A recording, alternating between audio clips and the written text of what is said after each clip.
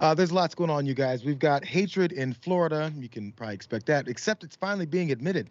We've got strikes going on. No, not the type that my mother bowls on Tuesdays, but strikes. The writers are on strike. We've got a little bit of madness going on, of course, in the world as well on the back end of everything. There's more for people that are trying to pick up some Tucker Carlson love across the country.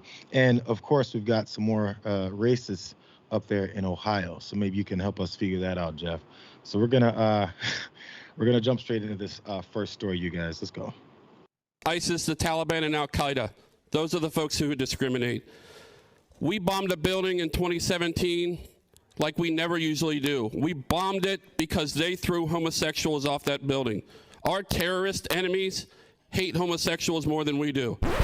Our terrorist enemies hate homosexuals more than we do.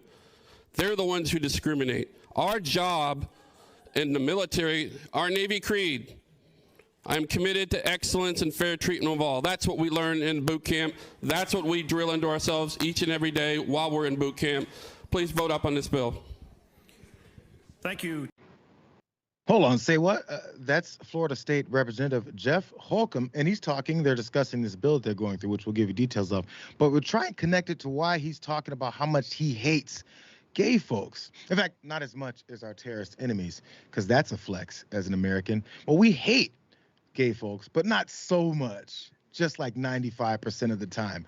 Again, this is down in Florida, but that one woman in white you saw behind him, she was not buying what he was selling. I know you didn't miss it, but let's watch that part again. Our terrorist enemies hate homosexuals more than we do. They're the ones who discriminate. Our job in the military, our Navy creed, I'm committed to excellence and fair treatment of all. That's what we learn in boot camp. That's what we drill into ourselves each and every day while we're in boot camp. Please vote up on this bill. At the back end there, she looked like any other mother that's like, where is my belt? Because this child just said some madness. She's looking for something. It's like, we got to rein this kid in. I'm not sure her position there, but she was definitely appalled at his statement about how much they hate, or we, he decided to say, as a country, hate gay folks. His reasons why he went through all this is because they're debating this bill, SM 1382 down there in Florida. And what they want to do is they're talking about the military and how it's too woke. Pause for a second, you guys. Remember, again, this has been these lines that people like Ron DeSantis, again in Florida, and all these Republicans have been pushing so hard. Is this anti-woke, anti-woke, anti-woke? Is this what they were running on? Is this the reason why the red wave never happened? But they're still pushing it because they think this is just the way to go. Donald Trump is back at the head of the party, ready to run for president again. So they have to go back to the same old tactics that didn't work before. Fine. Let's go to the details of this. This is what the top part of this bill was talking about. It's a memorial to the Congress of the United States, urging Congress to restore the United States Department of Defense's superior warfighting principles of recruiting, assigning, training, promoting, and retaining personnel solely based on merit, and ensuring such personnel maintain and display a warrior ethos. So that's a bit of a wordy way of saying we want some murderous type folks in the military. Fine, you've got that. But the thing is, you don't have to necessarily be this murderous type in order to join. But at the same time, they don't want all this other stuff about humanity and this is a real person and that person also deserves to be respected as well. Why would we want to do that? That's a little bit too woke. Here's some of the things in that bill that they're referring to. This military dominance. They want military dominance and brutality. They said that's the reasons why there hasn't been a World War III since World War II. And then they also attributed that to our lack of diversity and our lack of recognition of other folks. Here's the first part of this bill as well. He said overemphasizing and relying on diversity and inclusion in all forms, including gender, gender identity, race, and sexual preference as a primary determinant of how military forces should be compromised is one of these problems. It went longer. Here's the next section that they said. These are the lists of things that are wrong. Making nonsensical, quote, unconscious bias training mandatory for all military and civilian personnel. That's a problem.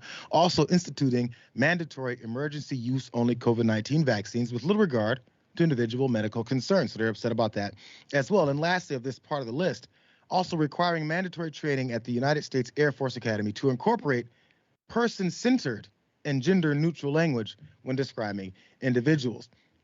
So all these things they went on to say are the reasons why they're having with more recruiting, with retention, and also with finding some people with warrior-like ethos that can murder on a moment's notice. Someone drops a rock, time to shoot. We don't have that anymore because apparently we're including too many other folks in that warrior ethos. So these complaints are coming from there, and they're looking to then have this. So Holcomb, in his point from the beginning, he was saying, now the military is getting seen as a bunch of bigots because we have an issue, at least we as a Republican Party, have an issue with recognizing certain people. We're not as bad as our terrorist enemies. There's more. What are your thoughts here first, Jeff? Well, the bar is set incredibly low, but I do want to read this. Only 9% of young people now show a propensity to serve, according to Defense Department polling data shared with ABC News. It's the lowest number seen in 15 years. Top reasons cited for not wanting to join are the possibility of injury or death and fear of developing PTSD or other psychological problems. They should probably do something about that. They should probably address those things, like maybe, I don't know, provide universal health care. So like when people return home from fighting, they don't have to fight for their basic needs. Maybe not. Can I tell a quick story, by the way? Can I give you some of that? All right, here we go. I was a little boy at the beginning of Operation Desert Storm, and I was raised in a single-parent household, and we would watch coverage on it of it on TV with my mom. And she turned to me on multiple occasions and said, "Boy, think about going into somebody's military. I will shoot your foot off." Make sure that happens. Did I freeze? For a second, we got you. You said your mom's was like, you're not joining anybody's military. It's going to be some problems. Yeah, she said she was going to shoot my foot off if I thought about going into somebody's military, because she knew what she didn't articulate very well, which was, I'm going to go fight in someone's war overseas, come back and be called an N-word and be devalued. So that's also an issue here.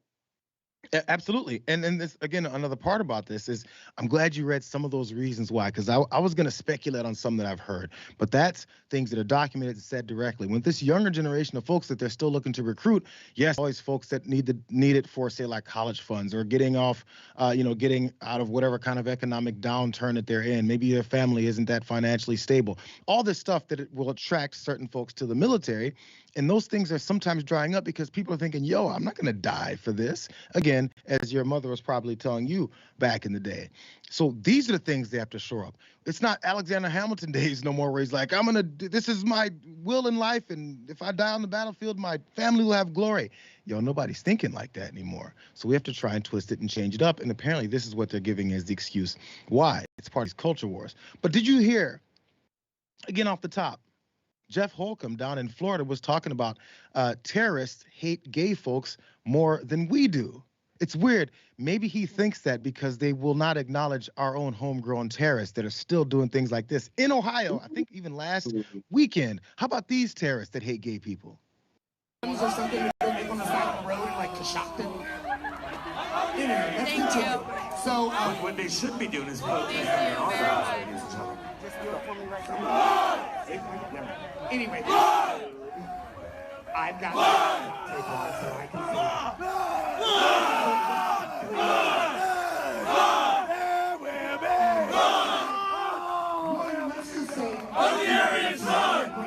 do me a favor and read this. We've got our own homegrown terrorist problem there. But one more part about this lifting the veil over how much they're willing to admit that they actually legislate based off of hatred for gay folks, minorities, women, anything else that they'd like to keep in their place. Matt Walsh tweeted this out because someone asked him, do you think Jesus would treat the trans movement with the same amount of hate? Hate was the question asked that you do. And Matt Walsh replied, the answer to that question is yes. So he thinks Jesus hates people the same way that he hates people. He also thinks that being a good Christian is hating people and trying to legislate them out of existence. What would Jesus do? If you guys aren't old enough to remember those old wrist bands that said so, these guys apparently never believed it in the first place, because what they would do is they would hate and they would legislate that hate. There's no more shifting blame or changing what your real reasons are. It's not about God. It's about your hate. Let's go to this next story, you guys. What we have coming up here. Here's the strike that's happening as of just yesterday. Let's go. I wouldn't have a show if it wasn't for my writers, and I support them all the way. They got to have a fair contract, and they got a lot of stuff to iron out, and hopefully they get it done. If there is a strike, do you go dark? If there's a strike, yeah, I think we will. Yeah, I think we'll go dark. Whatever I can do to support the guild. I am actually in the Writers Guild as well, so yeah, I couldn't do the show without them, and I support my whole staff. I support the writers, and I think it'll affect all of us. It'll affect every part of the industry and people beyond the industry. But you know, we have to stand up for our rights, and I support unions, and they've spent a lot of time thinking about what they deserve, and I wish it didn't have to come to this. I don't know. It's just like I'm not in the rooms. I don't get what the problem is. Like, everything change with streaming, and everybody needs to be compensated for their work. That's easy. Monday this week was May Day, as workers all across the country, of course, would find their way for more rights to be to come across each other. And in this particular case, the Writers Guild of America is one of these big ones that is now striking. As of Tuesday, it's all going down for them. Here's a quick explainer from CBS News of what's going on and why. Because remember, this happened a little while ago, and it felt like it was only 5 years ago, but it was a little bit longer. But this is what's going on and reasons why. See if you have any part about this, you guys. Let's go. Entertainment writers now on strike. What that means is production is halted on many of your favorite shows as Writers Guild members push for better pay on streaming shows and better working conditions. It's an action taken by more than 11,000 writers all across the country. And the last time this happened, back in 2007, Hollywood lost more than $2 billion. At the forefront of the strike, says the union, are dwindling earnings for writers in the age of streaming. Admiral on the bridge. While companies like Amazon, Disney, Netflix, and our parent company Paramount have flourished, the writers, in a nutshell, feel that the streaming revolution has really left them behind. Matthew Bellany is a Hollywood insider and founding partner of Puck.News. They don't get as much money when shows play on streaming services than they did when shows are played on traditional linear television. So the shift in streaming needs to get renegotiated. All these things keep changing. But also, as you saw, some of those studios and everyone are like, we don't have any money. And if you've asked yourself, what the hell? I'm asking myself that question too. It's always the situation, even though in Los Angeles, as they pointed out the last time this happened, it was billions of dollars that were lost. Even though everybody's driving around here in the biggest, fanciest, most expensive cars ever, there's just a lack of money going all over the place. So really fast, here's some of the demands. Let's go to graphic 2, you guys. Some of these demands that these streaming services have neglected to meet here. From their refusal to guarantee any level of weekly employment in episodic television, to the creation of a day rate in comedy variety, to their stonewalling of free work for screenwriters and for AI. For all writers, they have closed the door on their labor force and opened the door to writing as an entirely freelance profession. No such deal could ever be contemplated by this membership. So that's the position of folks that are now striking and where this is going. They're upset about this whole thing. So really fast, before you jump in here, Jeff, these writers and others, they're also showing up in solidarity across the country, as they're pointing out. But as they're moving around today, these are the things that we're seeing. 2 years. New York is a union town. Get down. New York is a union town. Get down. New York is a union town. Get down. New York is a union town. Get down. New York is a union town. Get down. New York is a union town. New York is a union town, Jeff. They've also said the last strike there in 2007 went for a few months. This one could potentially go for a year, they said.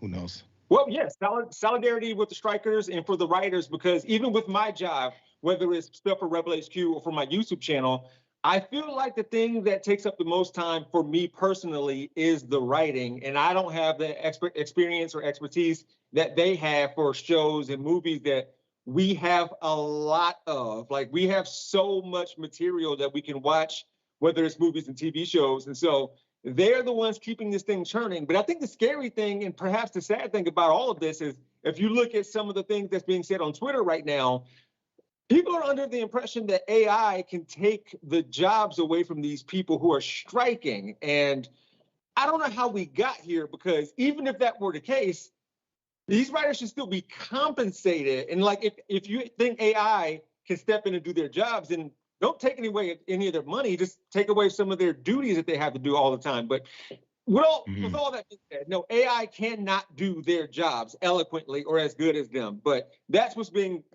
driven on Twitter right now.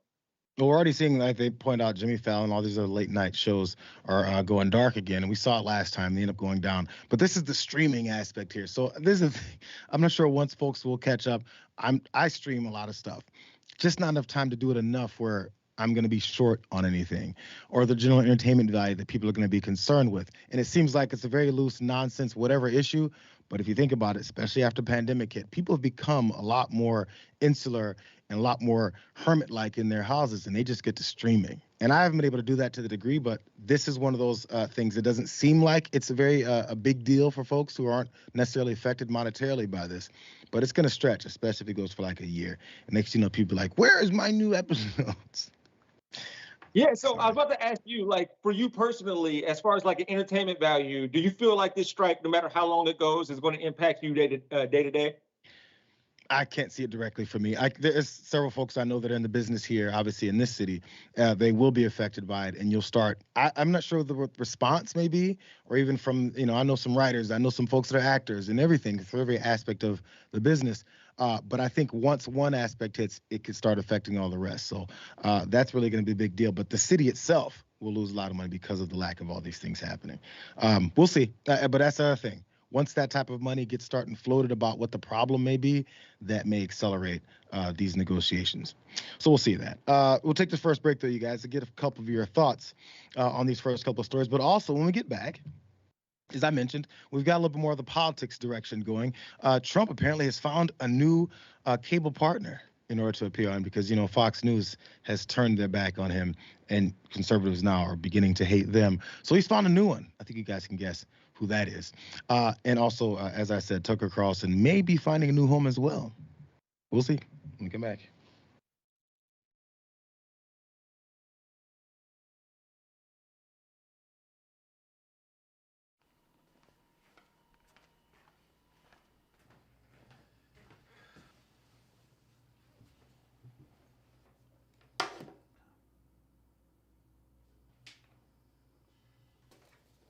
Welcome to the Damage Report. I'm John Idarola. This is gonna be a big one. Meanwhile, in the Arctic, you know where this is going. You watch the Damage Report, the Arctic's on fire. Obviously, why would we be talking about the Arctic except to tell you that it's melting once again? The Republicans aren't that interested in it. I wonder why. Lift out of poverty up to 3.7 million people, including an estimated 1.3 million children. Hashtag save the children? Not if it costs money. I mean, come on. What's happening? I'm Dr. Rashad Ritchie, host of Indisputable with Dr. Rashad Ritchie. Here's the bottom line. I play no games about policy, period. Too many people's lives are at stake. So here's what I do. I challenge conservative ideology that hinders the growth of this country. I make sure we place our facts in proper context, and I have no problem debating anyone on a position that I have. Progressives have the ideas to change the world, but when you really look at it, progressives have always change this world for the better. I want you to tune into my new show, Indisputable with Dr. Rashad Ritchie, right here on the TYT Network, 2:30 p.m. Eastern Time, 11:30 a.m. Pacific Time. I'll see you there. Everything that we've accomplished over the years is because of our members, who've allowed us to remain independent of corporate interests and reach 20 million followers. Now is the time to bring as many people into the progressive movement as possible. We're inviting you to be the change and help bring a community-powered progressive change machine to life. Details are at tyt.com/change. If you're a member, thank you. We need you to remain so. If you're one of the thousands of viewers out there who's not a member yet, the time has come for you to join now. We need you more than ever. tyt.com/change.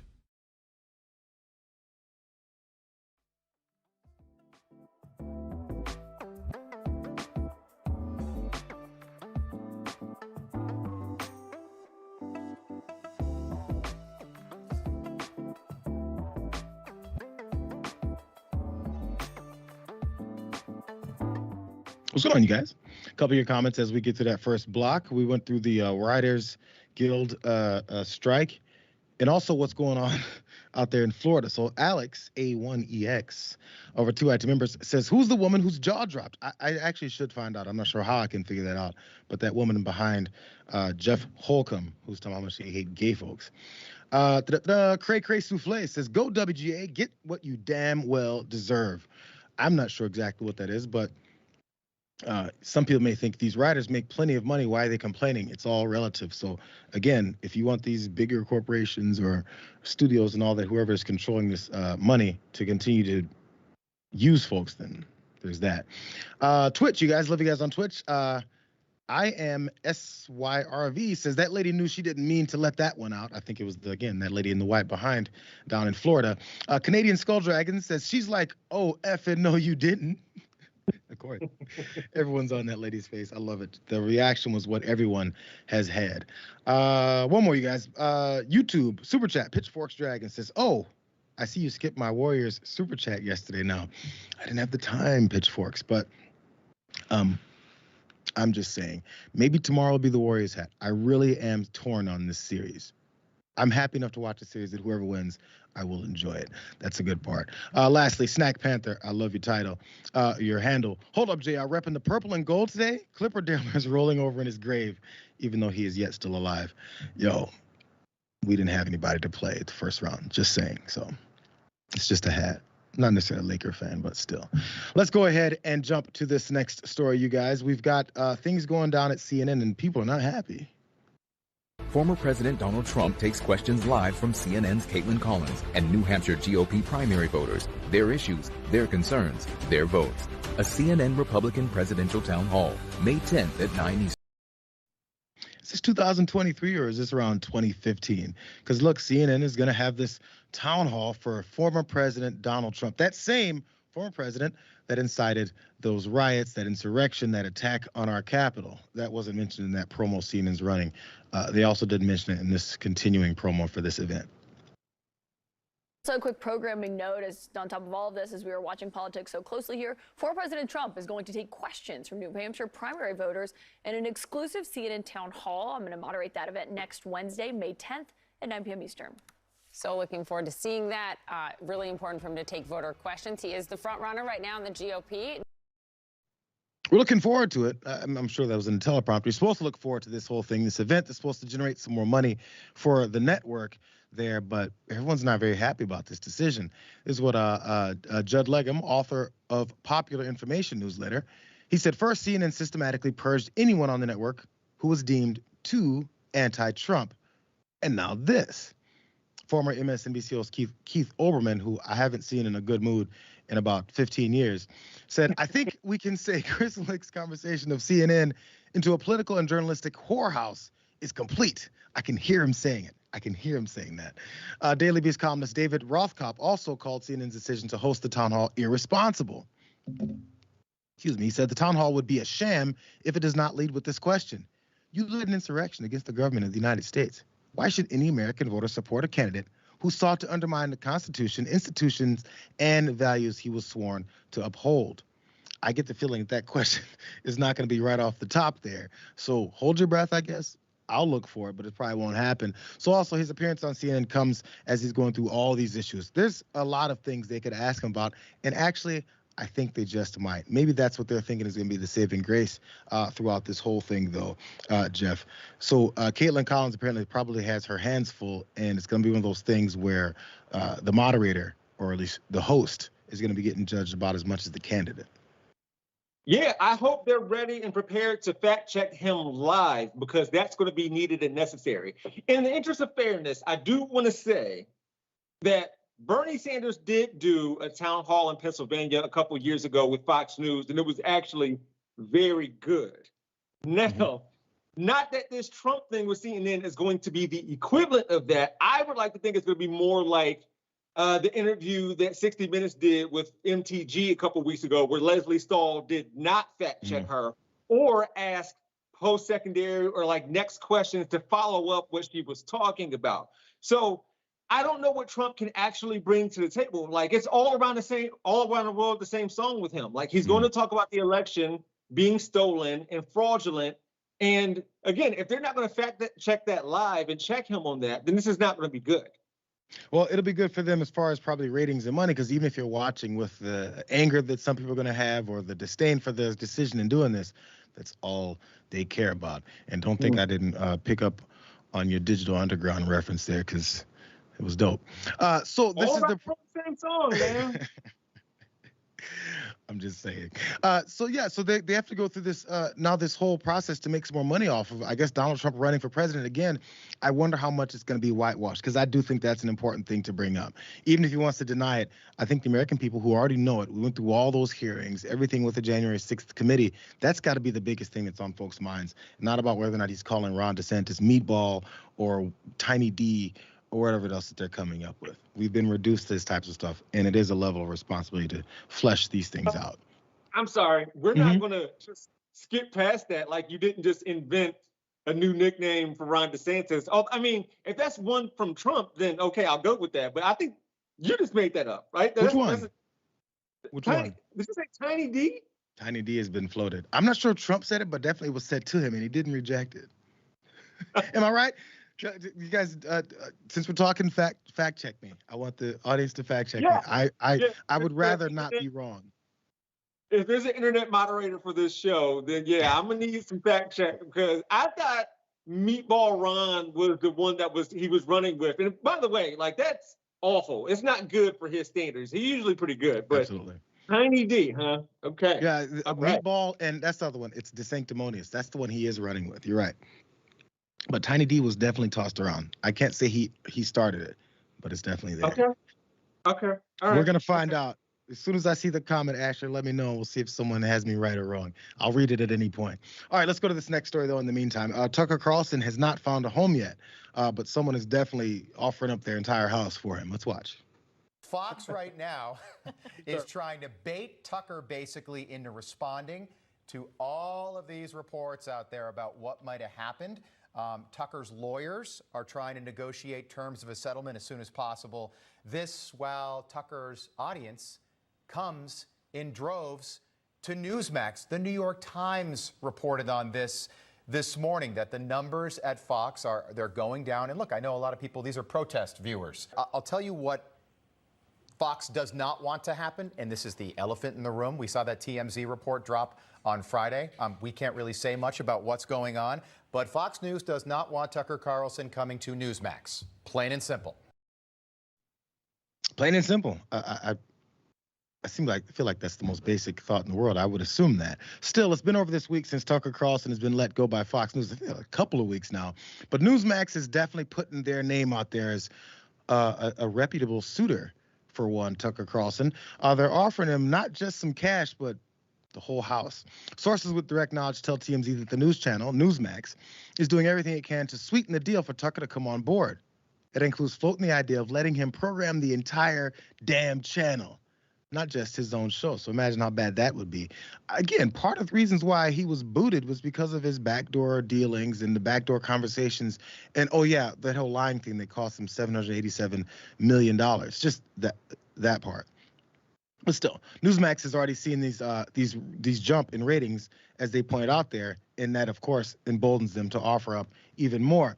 So Eric Bolling's 8 o'clock Newsmax program drew 531,000 viewers. That's according to Nielsen. And a week earlier, it only had 146,000, so maybe they're onto something. And on Tuesday, his audience again grew to 562,000, equal to about 80% of Anderson Cooper's viewership over on CNN. And Newsmax's other shows, they also experienced some big jumps over there as well. So they're excited about this.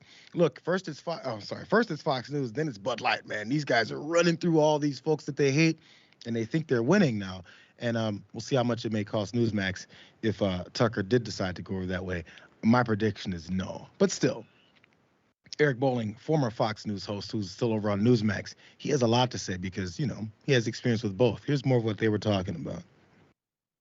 So the New World Order globalists, also known as the Murdochs, are hard at work trying to destroy Tucker Carlson. But do not be mistaken, they're not stopping there. What you see is by design. What you see is a long game. Dan Bongino out. Coincidence? Nope, absolutely not. Lou Dobbs disappeared. A clear Murdoch hit job. Take no conservative prisoners. Carry out New World Order globalist kill list. Next up was Tucker Carlson. And at this point, I can't think of who they've got left over there. Be careful. Watch your six, Sean Hannity. These guys, man. So a bunch of trigger words to scare people, the New World Order and whatever hell else they're talking about is controlling the entire process with Tucker Carlson getting his ass fired over there. Who cares? If they want to go ahead and float the idea of Tucker Carlson coming over, Jeff, they need to push some conspiracy theories. And I think they're on to something. The question is it worth it? Because again, Tucker Carlson's a host. Tucker Carlson's an actor. There's this video that's floating around from this unresurfaced video of him hosting apparently some game show. I didn't watch it. It could very well be fake at this point because I'm seeing so many fake videos on here now. I don't know. But if it's true, this is the type of person he is. It's not him who's the brain behind all this. It's all of his racist producers and all them that make him who he is. And yeah, this actually raises an interesting question for me because I was under the impression that Fox didn't need Tucker. Tucker needed Fox. After all, Fox had Bill O'Reilly before Tucker. Tucker just filled that spot, which, by the way, before I continue, we need to go back to that New World Order thing. By New World Order, is he talking about a man in Tucker Carlson who was fired from CNN, MSNBC, PBS, Dancing with the Stars, and Fox? It was a New World Order conspiracy to fire somebody who's been fired from all over cable news? That's where we are. For real? Anyway. Going back to the Bill O'Reilly thing, what I was hoping from Tucker being canned is that, like, after he leaves Fox, sure, Bill O'Reilly is still working in the business, absolutely, but he has far less power. What we're seeing is that, like, I think it's interesting that in the Dominion lawsuit, we learned that Fox and Tucker were afraid of losing fanfare and an audience to Newsmax. And the idea that Fox may lose fanfare and an audience to Newsmax if Tucker leaves is really interesting. So anyway, I was hoping it would usurp some of his power, but maybe it's going to bring Newsmax up and Fox down a little bit. Probably to a degree. And the way I've always thought with things like boycotts and organized groups trying to get people to stop doing something, again, I mentioned the Bud Light thing too, it had its effect at the beginning. And again, I think by July 4th, this is specifically with the Budweiser thing, and once them damn American flag cans come out, the same folks who were shooting up with their AR-15s and everything, they'll be like, well, I mean, there's an American flag on it again, right? We do this every 4th. They'll be back. So maybe not to the full degree, but they're trying to flesh out someone to fill in Tucker's spot. Random question, though, Jeff. Did you see the latest fill-in they had? I'm trying to remember. Lawrence.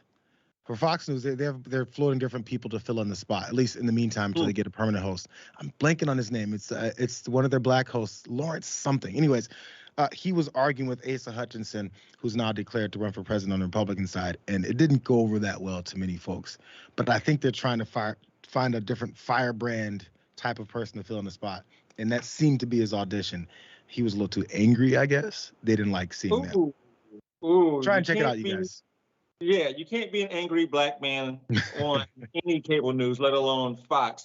I was just wondering if, like, maybe a Brian Kilmeade will just start acting up and being stupid in order to get that slot. Maybe a Will Cain. Oh, Will Cain. Jesus. Or, or a Waters or something like Jesse Waters. But someone's going to be saying a lot of stupid stuff in order to get that slot. And we'll see if they fill it in, because once Tucker came, I wasn't thinking it would become what it became with him. As you mentioned, he'd been fired everywhere before. Next story here, you guys. The updates out of this, one of the many, which I had forgotten, didn't realize actually, how many of these instances of this type of violence happened from the protests in 2020. Let's go here.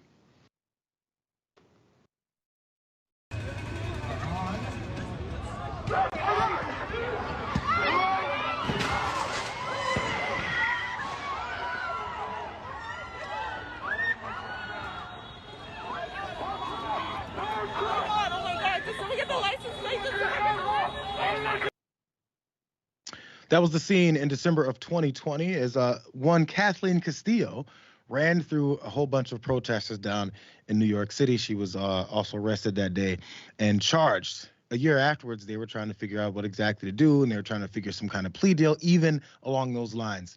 They've come to a plea deal, but let's look at some of the support from NBC News that happened a year after that event And still, December of 2021 is when this is from. Watch more. A major case in New York is now slated to head to the courtroom. A woman who prosecutors say drove through a protest in Manhattan last year, injuring multiple near the scene. She is now rejecting a sentencing offer. NYPD arrested Kathleen Casillo at that intersection last December, seen here being taken away by police. The protest? A march to back those in ICE's detention on a hunger strike at New Jersey's Bergen County Jail. But this is where the case is now complicated. Casillo is pleading not guilty, but others like Rodriguez say the charges aren't enough. On Wednesday in court, New York Assistant District Attorney Andrew Mercer offered her a sentencing recommendation. That offer? 6 days of community service and 1 year of a suspended driver's license for pleading guilty. But Casillo, she rejected the offer. Instead, her defense lawyer saying they will continue to discuss potential options with the district attorney's office before her January trial. Yeah, you heard that right. So the plea deal that she turned down would have been 6 days. 6 days. She turned it down because she's like, look, we can get better than that. And everyone was like, are you kidding me? Well, guess what? Ms. Castillo was correct. Let's check this out. This is the update from now. Today, or at least yesterday, New York City mother of 3 who slammed into those BLM protesters after they terrorized her, is what they said, finally accepts this plea deal and is sentenced to 5 hours of community service. So she reduced her plea deal down from 6 days to 5 hours. Maybe she's going to get it down to 35 minutes. How about 7? Just going outside, maybe picking up a couple of wrappers in the front and then tossing those away. You're done, Miss Castillo. You're done. Someone else that's not very happy about this is one of those victims. You guys saw that horrific crash. You saw people flying over the top of her car, landing on the ground, broken limbs, and trauma. One of those victims, he's not very happy about this. This is still from 2021, let alone today. Watch. From 1 second to the next, I was up in the air. Like, I didn't hear anybody coming. I didn't hear the screams. I didn't hear anything. I just was walking and then I was flying. My right tibia was broken by Kathleen hitting me with her car. So I broke my leg. I was recovering for months. You know, I couldn't sleep for months because the pain in my leg would wake me up. So for 2 months straight, no matter what I did, I couldn't go to sleep. It was absolutely torture. My overall takeaway is that we are still seeking accountability and acknowledgement for what happened. And after yesterday, it feels very much that she is being protected. I'm extremely frustrated and I'm also angry that I have to do this right now because I'm still recovering from this attack. I shouldn't be having to advocate for myself. I should have people to advocate for me. Let's jump to graphic 3 because there was, at least through she and her attorney, they gave the reasons why she did such a thing. In case you guys hadn't heard originally, Casillo claimed that she had inadvertently hit the gas pedal in a panic because she said protesters were being aggressive. They didn't do anything, is what the woman responded. My husband, this is one of the victims, of course, my husband's back was turned when you hit him and sent him flying into the air. His back was turned. How was that aggressive, they asked. Castillo's defense lawyer said that justice had actually been served. So, of course, from their perspective, they feel that. And, in fact, one more piece here from her attorney about the explanations behind this and how happy they are with these results. Casillo's lawyer telling NBC News, quote, not all accidents are crimes. Did she need to accelerate like that? It's never okay to have a group of people swarm a vehicle, creating a dangerous situation for the protesters. There has to be some responsibility on their part as well. This was a fight or flight response. She feared for her safety, for her life, for that of her daughter, and she accelerated. And unfortunately, people were hurt. It's most disturbing and unfortunate. And those individuals, Ms. Casillo's heart goes out to them. Her heart goes out to them, but she's going to spend her 5 hours. Jeff, by the way, I noted that attorney never answered the question of whether or not she should have accelerated like that. That wasn't answered. Well, of course he didn't answer the question because she was not supposed to. I'm going to be fair again. Man, that's the theme of the show. Wow, what's wrong with you? Yeah, but it looked from that camera angle in that part of the video that she bumped someone first in order to get them out of the way. Then people surrounded her and then she accelerated, which was not necessary because it appears that she brought a car to a justice fight. People were out there not even paying attention to her. And if she feels like she needed to get by, that's what horns are for. Or this thing called patience, where somebody walks out of your way eventually and then you can go. I don't know how many seconds it would take for them to get out of her way, but it seems like it would take longer for them to get out of the way than she is going to have to do community service. So there's that. This is an injustice. Again, that lawyer didn't answer that question for a very specific reason, which is he knows exactly what's going on. She did not have to accelerate in order to bring about safety for her and her child. If the cops pull you over for running through a red light and you say, "Oh, I'm sorry, officer, I mistook the gas pedal for the brake pedal because I was panicking about something. My kid was coughing in the back seat," whatever. Do you think the cop will go, "Oh, that makes sense. You're a good driver. That works out for me." But in this case, apparently, because people are near you, and she says she was driving, they found her daughter. Pointed out her daughter's probably like 30 years old. Found herself on the street. And then saw these folks around her, and it went wild, it went crazy. So if folks run up on your car and go, hey, don't drive through here, even if they're aggressive about it and upset because they think you're about to do something dangerous, you know what you could do if you were not looking to harm anyone? You go, "Oh, my bad. I'm lost, you guys. I thought I could drive through here." And maybe you hit that one thing on the left side, it's called a brake, and then stop. And then guess what you could probably do? Back up. Go a different direction. But somehow the answer was just go forward extremely fast when there's a bunch of people in front of you. I'm not sure how that decision is made when you're panicking about what's going on, unless you've been told enough times by media outlets, pundits, whoever else, that people in the streets that are protesting are looking to harm you. That's the only reason that they're out there. If that's your mindset, you might press the gas pedal and go driving through them because you think you're in danger. Let's go to this next story, you guys. That's what has happened out there. She's getting 5 hours. Up in your neck of the woods, there, Wiggins. This is in Ohio. In fact, see if you can, I'm not sure which part of it is.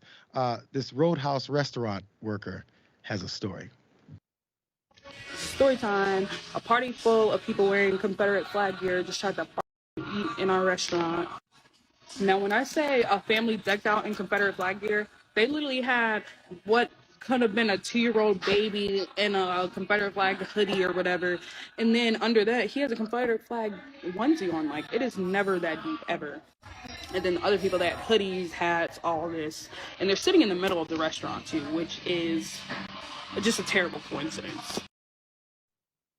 So there's a Texas Roadhouse restaurant employee there telling a story about what happened to her coworker, who we won't appear on camera, but she's definitely telling his story. So apparently a whole group of Confederate Nazis rolled up into the restaurant, and they were quite loud, quite rude, and wanted but didn't want service. She's telling the whole story there. Let's let her continue. And to top it off, one of our black servers had to take them because their section buddy was a white girl, but she took the last party and got stiff. I guess it wasn't good. So I guess he had to take it, whatever. So the whole time he's there, he said they're not talking to him. They're not really looking at him. They're inward this, inward that, while he's there at the table, y'all. While he's there at the table. Like, they're not even trying to be quiet. They're not even trying to stop.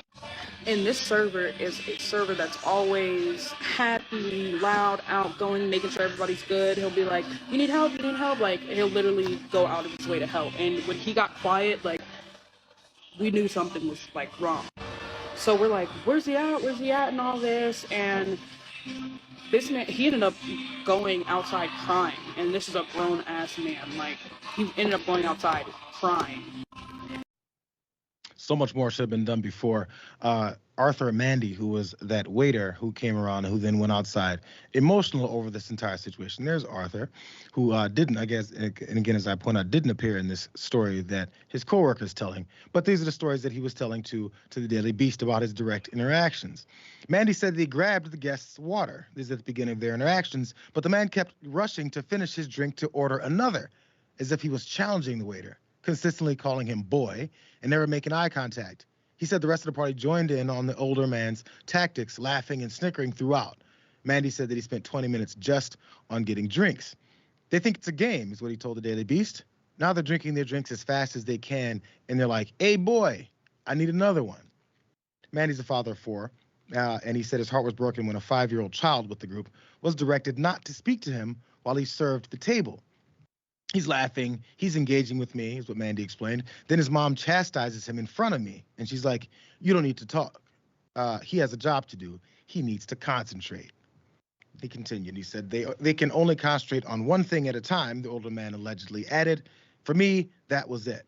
is what Mandy then said. That was it for me. Emotionally is what he went through. Lastly, they spent like $400 or $500 there at the restaurant. Tried not to leave a tip. Also tried to say something was wrong with their steaks, and then tried to keep that same disgusting food that was wrong. All this just to harass folks because there's literally nothing else that they can do.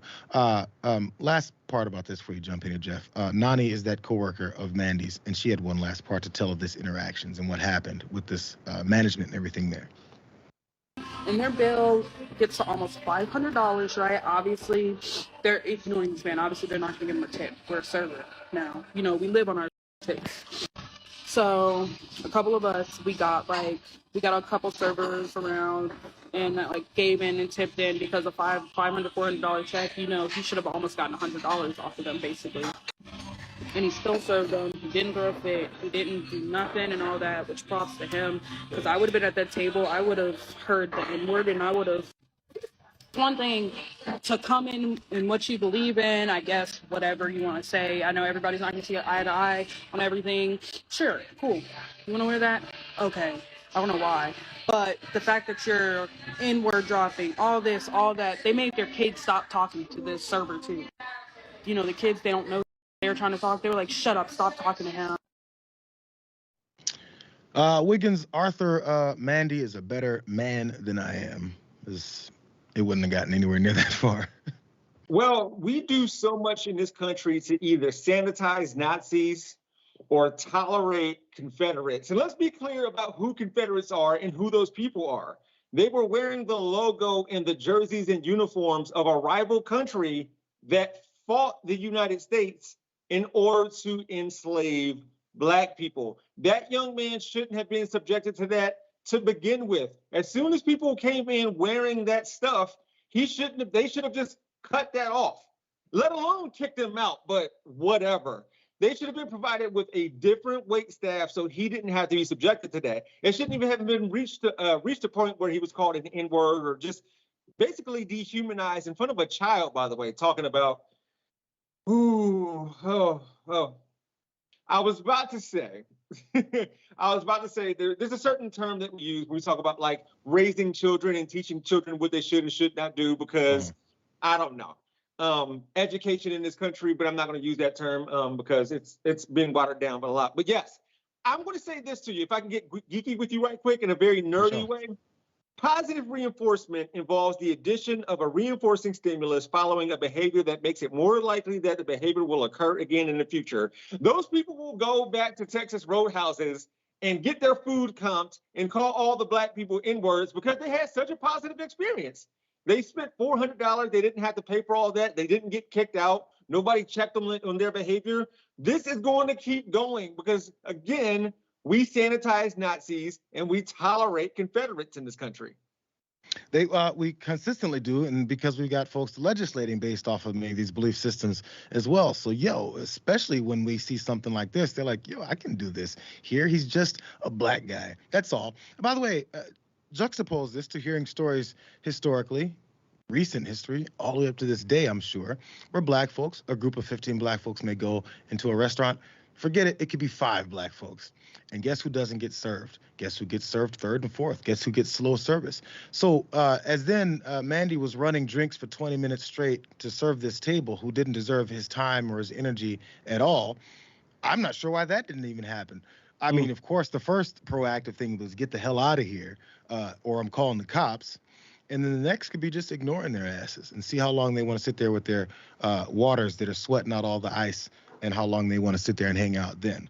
Again, another aspect of that employee's TikTok, she talked about how the owner left knowing all this was going on, and then other managers had to try and pick up the whole thing and wrap up that interaction with these hateful people in this restaurant. So again, people are asking Texas Roadhouse, what are you guys going to do about this? And that particular owner of that restaurant. So what is it you've done? And do you invite this type of stuff into your establishment? Since we're talking about boycotts of Bud Light, how about this? If you don't agree with it, maybe you agree with the folks who are doing it. I do want to add though, before we move on, it is the Cincinnati area. So not Columbus this time. You got to put the Columbus thing earlier today, but apparently it's just running rampant in Ohio. I tried to sneak it in. You wouldn't let me. Ohio's a big state, multiple large cities. Let's turn to this. Speaking of large cities, there's a small insect problem in this large city. Or is it New York? It's New York. Let's go. Oh, here he comes. He's hungry. Get a photo. Get a photo. Kevin, get a photo. Kevin, get a photo. Yeah. Woo!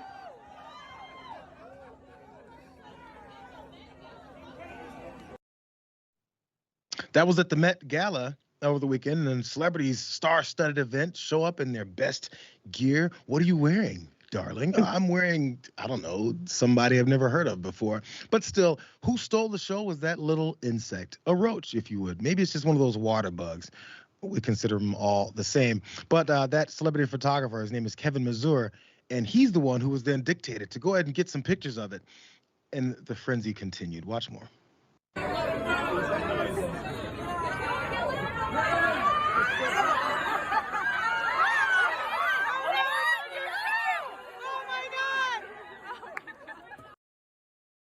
Come on, man, calm down. It's a bug. It's a little one, and maybe he shouldn't have faked that stomp, because suddenly the roach meant business. Apparently, I'm glad you added this part, Asher. The roach might have been scared off by a feline problem that was also on the carpet as well. One Doja Cat showed up. Apparently, a cat. Yo, come on, man. Okay, Jeff. What are we doing? This is actually about the roach and the carpet. There's more to that, I promise you guys. But what are we doing here? I'm actually a pretty damn big fan of Doja Cat. I think she's awesome. I think she's a talented rapper. I like her music. What are we doing, though? What are we doing? So, look, I'm just going to be clear about who I am and what my intentions are. All the content I create are either, I don't know, opportunities to try to get an audition with SNL to do Weekend Update or to try to get on the Daily Show. Marketing and networking aren't my thing. So maybe I need to put on some kind of like cat suit, or I don't know, it's trendy right now. So maybe like a roach costume and just, market myself a little better. Make myself more trendy on social media, because Doja Cat's music is dope. But beyond that, she makes herself relevant all the time. Yeah, no, it's a good look. But by the way, in case you don't have the same figure that Doja Cat has, you can go the direction of Jared Leto here, who also was on the carpet in a cat suit. I guess the more traditional looking cat there. You could go that route. He's also getting attention for it as well. But after it was all said and done, this is the sad ending to this whole story, Wiggins. We can confirm that the roach was eventually stomped, and it lasted just one evening. I'm not sure how long a roach's life generally is, but it definitely ended on that particular night. And celebrities everywhere rejoiced. I can see why people. Go. I'm just they killed a roach on that carpet, so now it's the brown carpet, right? That's what they just did by killing a roach on it. It's the brown carpet. A little bit of smear to it. Other folks that looked like that old Colgate toothpaste with the white and red strips through it. That was from like 1990s. If you guys are too young for that. Still, I understand why people have issues with the Met Gala and everything. The ridiculousness, the over the top, the gaudy nature of it, and then they all lose their mind like 5-year-olds over the roach. It's still fun. Let's keep it real. We had fun today, Jeff. Thank you for joining me on the program. It's a big Tuesday. Thank you. We'll see you again next time. Hope your week is great. Stay out of the Cincinnati area, especially the Texas Roadhouse. See if you can figure that part out. Thanks, you guys, for joining me as well. Hang around. The Young Turks is coming up next. We got Anna Kasparian and also Cenk Uygur. Go check them out. We'll see you guys on Big News Wednesday tomorrow.